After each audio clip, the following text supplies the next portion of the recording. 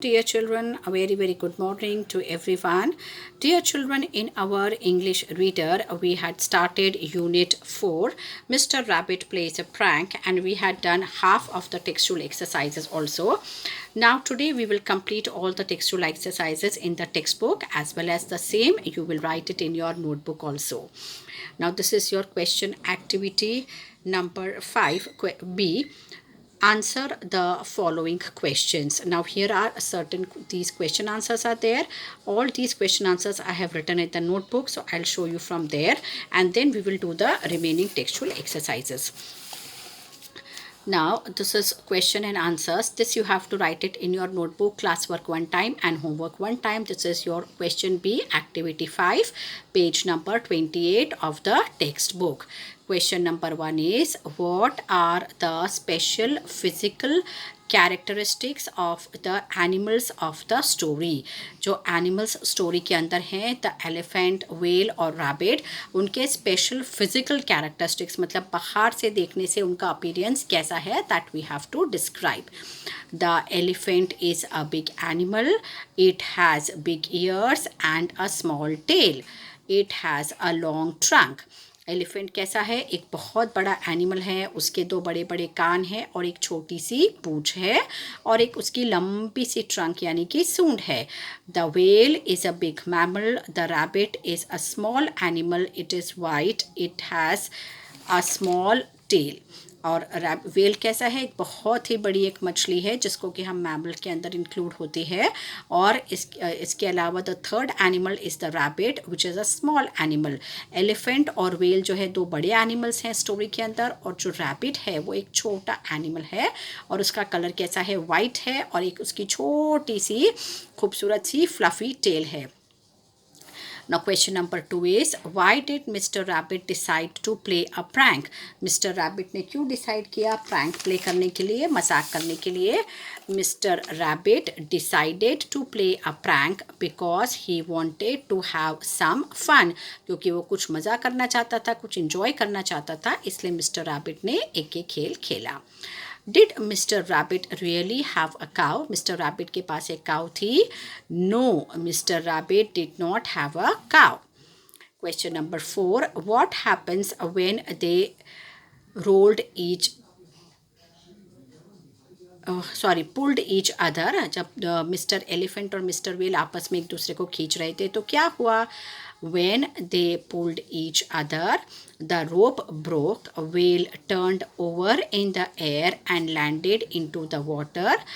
तो क्या हुआ? जब दोनों रस्सी खींच रहे थे तो मिस्टर व्हेल हवा में उन्होंने एक समरसॉल्ट खाया और वो एकदम पानी के अंदर जो है, she landed deep into the water, पानी के अंदर बिल्कुल चली गए. And mister elephant fail over backwards and landed on the हिल. और जो मिस्टर एलिफेंट थे वो पीछे की तरफ जाकर हिल के पास गिर गए. Question number 5. Who was the strongest, Mr. Rabbit, Mr. Whale or Mr. Elephant? Mr. Whale और Mr. Elephant were the strongest. मतलब stronger कौन थे? Mr. Whale और and Mr. Elephant were the stronger. और rabbit strong नहीं था because he is physically small.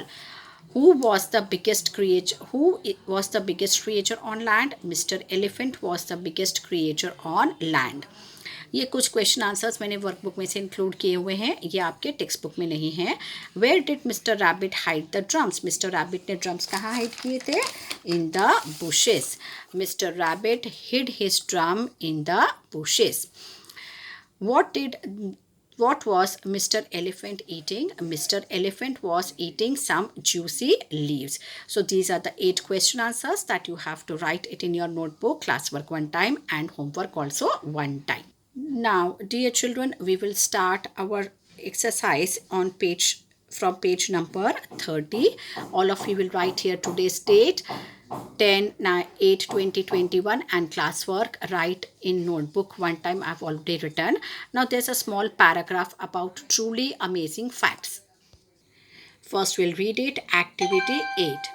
Read the following article and answer the questions about the CD-ROM and the books. यहाँ पर जो आजकल के लेटेस्ट कंप्यूटर और बुक्स के बीच में कुछ कंपैरिजन है वो यहाँ पर दिया हुआ है, लेकिन अमेजिंग फैक्ट्स क्या है, क्या क्या है वो हम आज इसमें देखेंगे। First will read this. All the information is in the enormous Encyclopedia Britannica now comes on one small disk. What do you prefer, the CD-ROM or a set of 30 books? Let's compare them. ये जो Britannica का पूरा encyclopedia आता है जिसमें सारी information होती है, उसके बुक्स का कितना सेट है, that is a set of 30 books. लेकिन अगर वो सीडी में कंपाइल की जाती है तो it is a one small CD, एक छोटी सी डिस्क है जिसके अंदर ये 30 बुक्स का मैटर जो है वो कम्प्लीटली कंपाइल या उसके अंदर आ गया है। तो आप क्या लेना पसंद करेंगे, CD-ROM या 30 books? Let's compare them. The CD-ROM is smaller and lighter and the books and it is cheaper also. तो जो CD-ROM है एक तो वो छोटी है, हल्की है वज़न में और बुक से सस्ती भी है। cheaper means सस्ती।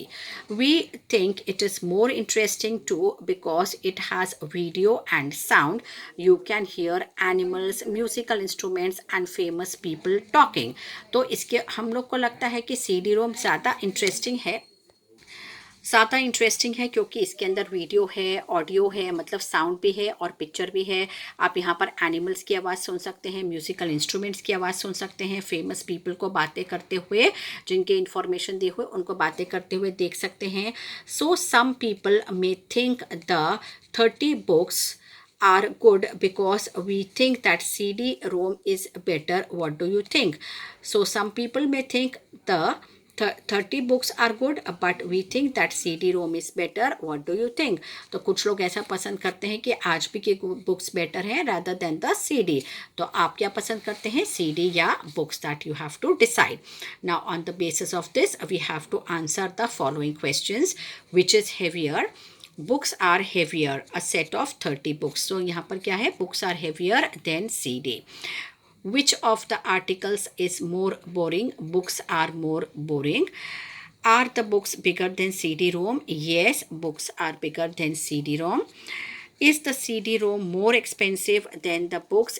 Books are more expensive. CD-ROM सस्ती है और books जो है वो ज़्यादा महंगी हैं. Now this is your activity number 9. Now this whole activity from PDF you have to write it in your notebook one time. ये पूरी एक्टिविटी जो है वो यहाँ पर सेंटेंसेस हैं. Weigh and measure different things you have at home. Write 4 sentences comparing their size, weight, etc. One is done for you. यहाँ पर हमको comparisons जैसे हमने last textual exercise में भी किया था, comparison of adjectives, the same thing is carried forward over here also. यहाँ पर हमको कुछ चीज़ें ऐसे इकट्ठी करनी है जो कि size में, weight में है और मतलब हमको 4 सेंटेंसेस लिखने हैं कंपेयरिंग साइज, वेट एक्सेट्रा. तो यहाँ पर जो है हमने कोई भी चीज़ आप ले सकते हैं, बुक हो सकती है, बैग हो सकती है, शर्ट हो सकती है, स्किपिंग रोप है, ऐसे कोई भी चीज़ आप ले सकते हैं, उसको कंपेयर करना है. तो यहाँ पर जो है हम लोग को सेंटेंसेस लिखने हैं. एक एग्जाम्पल यहाँ पर दिया हुआ है, my brother cycle is bigger than mine. यहाँ पर किसको कंपेयर, कौन से ऑब्जेक्ट को कंपेयर किया हुआ है, साइकिल को कंपेयर किया है. ब्रदर की साइकिल में जो है मेरी साइकिल से बड़ी है. The ball I have is bigger than one of my brother has. अब यहाँ पर बॉल को कंपेयर किया हुआ है कि मेरा बॉल जो है वो मेरे भाई के बॉल से बड़ा है. तो उसी तरीके से अब यहाँ पर हम सेंटेंस बनाएंगे. My sister's bag is heavier than my bag. The bag is heavier than my bag is heavier than my brother's bag. हमने यहाँ पर बैग को कंपेयर किया. My brother's shirt is as new as my shirt. My father's shirt is newer than my uncle's shirt. तो यहाँ पर shirt को compare किया है कि किसकी शर्ट ज़्यादा नई है, न्यू है. My skipping rope is longer than my sister's. skipping rope, and my cousin Lata's skipping rope is as long as my sister's skipping rope. तो यहाँ पर skipping rope को compare किया हुआ है. My compass box is as light as my brother's compass box, and my brother's compass box is lighter than my sister's compass box. तो यहाँ पर हमने इस तरीके से ऑब्जेक्ट्स को कंपेयर किया है according to the size and weight. जैसे हेवी हो गया तो वेट हो गया, और एज लॉन्ग एज आया तो वो साइज हो गया. Now again some more comparative activity in 10. Look at the pictures and compare them using adjectives in the box. यहाँ पर 3 चीज़ें हमको दी हुई हैं. One is the car, other is the plane, and third is the cycle. Now big, expensive, fast, heavy, light, slow, small, and comfortable. All these adjectives we have to use to describe these 3 vehicles. और उनको हमको कैसे describe करना है? We have to compare them. We don't have to simply use these words and make the sentences on all the 3 vehicles. We have to use these words comparing the vehicles. Any 2 vehicles we have to take and compare and use this words. जो हम sentences बनाएंगे उनमें इन words का use करना है, और साथ ही साथ इन वर्ड्स को इस तरीके से यूज़ करना है कि हम इन व्हीकल्स को आपस में कंपेयर करें. The first one is an aeroplane is bigger than a car. तो यहाँ पर हमने बिगर वर्ड का यूज़ किया. A car is bigger than a cycle. और उसके बाद क्या लिखा कि कार जो है वो साइकिल से बड़ी है और एरोप्लेन जो है वो कार से बड़ा है. इस तरीके से हमने इसको कंपेयर किया. Moving on to the next page, that is your page number 32. An aeroplane is more expensive than a car. A car is more expensive than a cycle. फिर उसके बाद सेकेंड नेक्स्ट सेंटेंस है an aeroplane is faster than a car. A car is faster than a cycle. यहाँ पर car is faster than aeroplane नहीं आएगा, यहाँ पर साइकिल आएगा. Car is faster than a cycle. Then a cycle. Then aeroplane is heavier than a car. A car is heavier than a cycle. A bicycle is lighter than a car. A car is lighter than an aeroplane. A cycle is slower than a car. A car is slower than an aeroplane. हमने comparison तीनों का किया. पहले एक जगह हमने car और cycle का किया, और दूसरे सेंटेंस में हमने कार और एरोप्लेन का कंपैरिजन किया. A cycle is smaller than a car and a car is smaller than an aeroplane. An aeroplane is more comfortable than a car and a car is more comfortable than a cycle. So this way you have to complete all this in your textbook, as well as all these exercises you have to write it in your notebook one time only.